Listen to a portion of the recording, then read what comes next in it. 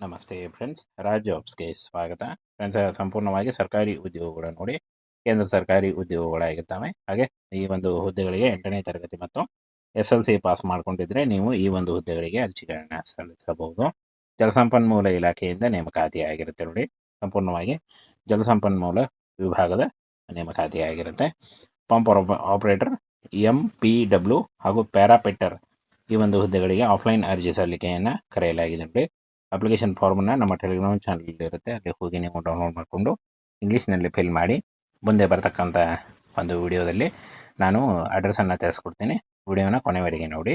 ಅಡ್ರೆಸ್ಗೆ ನೀವು ಪೋಸ್ಟ್ ಮುಖಾಂತರ, register post ಅಥವಾ ಸ್ಪೀಡ್ ಪೋಸ್ಟ್ ಮುಖಾಂತರ ಕಳಿಸ್ಕೊಡ್ಬೋದಾಗಿರುತ್ತೆ. ಇನ್ನು ಅರ್ಜಿ ಶುಲ್ಕಗಳು, ವಯೋಮಿತಿ, ಹಾಗೆ ಅರ್ಜಿ ಯಾವ ರೀತಿಯಾಗಿ ಸಲ್ಲಿಸಬೇಕು, ಆಯ್ಕೆ ಪ್ರಕ್ರಿಯೆ, ಪರೀಕ್ಷೆ ಮಾದರಿ, ಕಟ್ ಆಫು, ಹಾಗೆ ಇದರ ಬಗ್ಗೆ ಸಂಪೂರ್ಣ ಮಾಹಿತಿ ವಿಡಿಯೋದಲ್ಲಿ ಇರುತ್ತೆ ನೋಡಿ. ಸಂಸ್ಥೆ ಹೆಸರು ಜಲಸಂಪನ್ಮೂಲ ವಿಭಾಗ ಆಗಿರುತ್ತೆ. ಹುದ್ದೆ ಹೆಸರು ಪಂಪ್ ಆಪರೇಟರ್, ಬಹುಪಯೋಗಿ ಕೆಲಸಗಾರ, ಪ್ಯಾರಾಪಿಟ್ಟರ್ ಹುದ್ದೆಗಳಾಗಿರ್ತವೆ. ಹಾಗೇನ ಈ ಒಂದು ಹುದ್ದೆಗಳಿಗೆ ಆಫ್ಲೈನ್ ಅರ್ಜಿ ಸಲ್ಲಿಕೆ ಇರುತ್ತೆ. ಯಾರು ಅರ್ಜಿಗಳನ್ನು ಸಲ್ಲಿಸಬೇಕು ಅಂತ ನೋಡೋದಾದರೆ, ಯಾರು ಬೇಕಾದರೂ, ಎಲ್ಲ ಪುರುಷ ಮತ್ತು ಮಹಿಳಾ ಅಭ್ಯರ್ಥಿಗಳು ಯಾರು ಬೇಕಾದರೂ ಅರ್ಜಿಗಳನ್ನು ಸಲ್ಲಿಸಬಹುದಾಗಿರುತ್ತೆ. ಆಲ್ ಇಂಡಿಯಾ ನೇಮಕಾತಿ ಇರುತ್ತೆ. ಕರ್ನಾಟಕದಲ್ಲೂ ಕೂಡ ಹುದ್ದೆಗಳಿದ್ದಾವೆ. ಇನ್ನು ವಯೋಮಿತಿ ಕನಿಷ್ಠ 18ರಿಂದ 45 ವರ್ಷದ ಒಳಗಿನವರು ಈ ಒಂದು ಹುದ್ದೆಗಳಿಗೆ ಅರ್ಜಿಗಳನ್ನು ಸಲ್ಲಿಸಬಹುದು. OBC ಅಭ್ಯರ್ಥಿಗಳಿಗೆ 3 ವರ್ಷ, SC ಅಭ್ಯರ್ಥಿಗಳಿಗೆ 5 ವರ್ಷ ಹಾಗೂ PWD ಅಭ್ಯರ್ಥಿಗಳಿಗೆ 10 ವರ್ಷಗಳ ವಯೋಮಿತಿ ಸಡಿಲಿಕೆ ಕೂಡ ಇರುತ್ತೆ. ಆದಷ್ಟು ನಿಮ್ಮ ವಯಸ್ಸಿನ ಲೆಕ್ಕಾಚಾರ ಮಾಡಿಕೊಂಡು ನೀವು ಅರ್ಜಿಗಳನ್ನು ಸಲ್ಲಿಸಬೇಕು.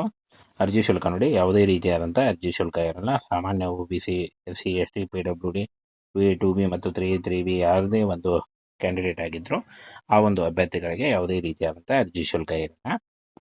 ಇನ್ನು ಆಯ್ಕೆ ಪ್ರಕ್ರಿಯೆಯನ್ನು ನೋಡೋದಾದರೆ, ಯಾವುದೇ ರೀತಿಯ ಪರೀಕ್ಷೆ ಇರಲ್ಲ ನೋಡಿ. ಯಾವುದೇ ರೀತಿಯ ಪರೀಕ್ಷೆ ಇರಲ್ಲ. ದಾಖಲೆ ಪರಿಶೀಲನೆ ಮತ್ತು ಸಂದರ್ಶನದ ಮೂಲಕ ಆಯ್ಕೆಯನ್ನು ಮಾಡಿಕೊಡಲಾಗುತ್ತೆ. ಇನ್ನು ಶೈಕ್ಷಣಿಕ ಅರ್ಹತೆಯನ್ನು ನೋಡೋದಾದರೆ 8ನೇ ತರಗತಿ ಮತ್ತು SLC ಪಾಸ್ ಆಗಿರಬೇಕಾಗುತ್ತೆ. 8ನೇ ತರಗತಿ ಮತ್ತು SLC ಪಾಸ್ ಮಾಡಿಕೊಂಡಿದ್ದರೆ ನೀವು ಈ ಒಂದು ಹುದ್ದೆಗಳಿಗೆ ಅರ್ಜಿಗಳನ್ನು ಸಲ್ಲಿಸಬಹುದು. ಪ್ರಮುಖ ದಾಖಲೆಗಳನ್ನು ನೋಡೋದಾದರೆ, ಪಾಸ್ಪೋರ್ಟ್ ಗಾತ್ರದ ಫೋಟೋ ಬೇಕಾಗುತ್ತೆ, ಮೊಬೈಲ್ ಸಂಖ್ಯೆ, ಇಮೇಲ್ ID, ಆಧಾರ್ ಕಾರ್ಡು, ಶೈಕ್ಷಣಿಕ ಪ್ರಮಾಣ ಪತ್ರ ಮತ್ತು ವಯಸ್ಸಿನ ಪುರಾವೆ ಈ ಒಂದು ಡಾಕ್ಯುಮೆಂಟ್ಸನ್ನು ತೆಗೆದುಕೊಂಡು ನೀವು ಅರ್ಜಿಗಳನ್ನು ಸಲ್ಲಿಸಬಹುದು. 30 ಜೂನ್ 2026 ಅರ್ಜಿ ಸಲ್ಲಿಸಲಿಕ್ಕೆ ಕೊನೆಯ ದಿನಾಂಕ ಆಗಿರುತ್ತೆ ನೋಡಿ. ಆನ್ಲೈನ್ ಮೂಲಕ ಆಫಿಷಿಯಲ್ ವೆಬ್ಸೈಟ್ಗೆ ಹೋಗಿ ನೀವು ಅಪ್ಲಿಕೇಶನ್ ಫಾರ್ಮ್ ಫಿಲ್ ಮಾಡುವುದರ ಮೂಲಕ ಅರ್ಜಿಗಳನ್ನು ಸಲ್ಲಿಸಬೇಕಾಗುತ್ತೆ. ಅದರ ಒಂದು ಡೈರೆಕ್ಟ್ ಲಿಂಕನ್ನು ವಿಡಿಯೋ ಡಿಸ್ಕ್ರಿಪ್ಷನ್ ಬಾಕ್ಸಲ್ಲಿ ಕೊಟ್ಟಿರ್ತೇನೆ ನೋಡಿ, ಅಲ್ಲಿ ಹೋಗಿ ನೀವು ಡೈರೆಕ್ಟಾಗಿ ಅರ್ಜಿಗಳನ್ನು ಸಂಪೂರ್ಣವಾಗಿ ಸರ್ಕಾರಿ ಉದ್ಯೋಗಗಳು ನೋಡಿ, ಕೇಂದ್ರ ಸರ್ಕಾರಿ ಉದ್ಯೋಗಗಳಾಗಿರ್ತವೆ. ಹಾಗೆ ಈ ಒಂದು ಹುದ್ದೆಗಳಿಗೆ 8ನೇ ತರಗತಿ ಮತ್ತು SLC ಪಾಸ್ ಮಾಡಿಕೊಂಡಿದ್ರೆ ನೀವು ಈ ಒಂದು ಹುದ್ದೆಗಳಿಗೆ ಅರ್ಜಿಗಳನ್ನು ಸಲ್ಲಿಸಬಹುದು. ಜಲಸಂಪನ್ಮೂಲ ಇಲಾಖೆಯಿಂದ ನೇಮಕಾತಿಯಾಗಿರುತ್ತೆ ನೋಡಿ. ಸಂಪೂರ್ಣವಾಗಿ ಜಲಸಂಪನ್ಮೂಲ ವಿಭಾಗದ ನೇಮಕಾತಿಯಾಗಿರುತ್ತೆ. ಪಂಪ್ ಆಪರೇಟರ್, MPW ಹಾಗೂ ಪ್ಯಾರಾಪೆಟ್ಟರ್ ಈ ಒಂದು ಹುದ್ದೆಗಳಿಗೆ ಆಫ್ಲೈನ್ ಅರ್ಜಿ ಸಲ್ಲಿಕೆಯನ್ನು ಕರೆಯಲಾಗಿದೆ ನೋಡಿ.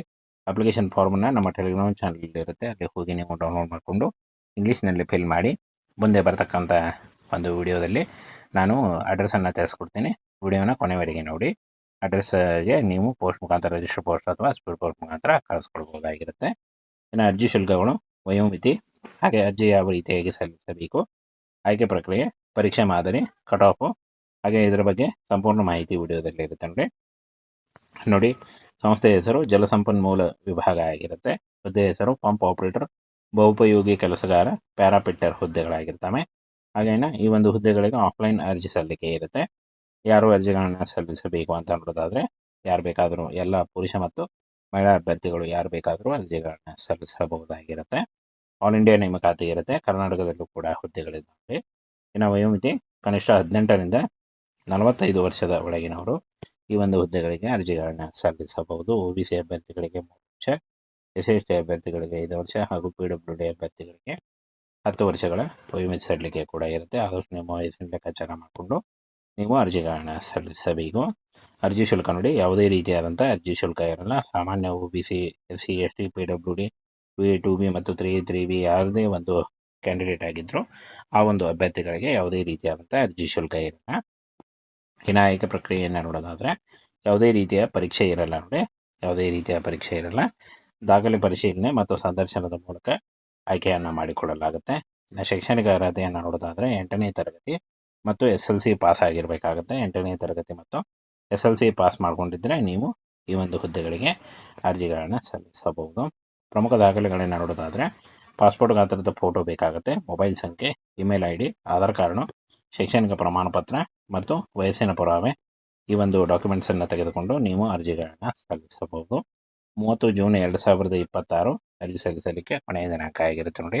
ಆನ್ಲೈನ್ ಮೂಲಕ ಅಫಿಷಿಯಲ್ ವೆಬ್ಸೈಟ್ಗೆ ಹೋಗಿ ನೀವು ಅಪ್ಲಿಕೇಶನ್ ಫಾರ್ಮ್ ಫಿಲ್ ಮಾಡುವುದರ ಮೂಲಕ ಅರ್ಜಿಗಳನ್ನು ಸಲ್ಲಿಸಬೇಕಾಗುತ್ತೆ. ಅದರ ಒಂದು ಡೈರೆಕ್ಟ್ ಲಿಂಕನ್ನು ವಿಡಿಯೋ ಡಿಸ್ಕ್ರಿಪ್ಷನ್ ಬಾಕ್ಸಲ್ಲಿ ಕೊಟ್ಟಿರ್ತೇನೆ ನೋಡಿ, ಅಲ್ಲಿ ಹೋಗಿ ನೀವು ಡೈರೆಕ್ಟಾಗಿ ಅರ್ಜಿಗಳನ್ನ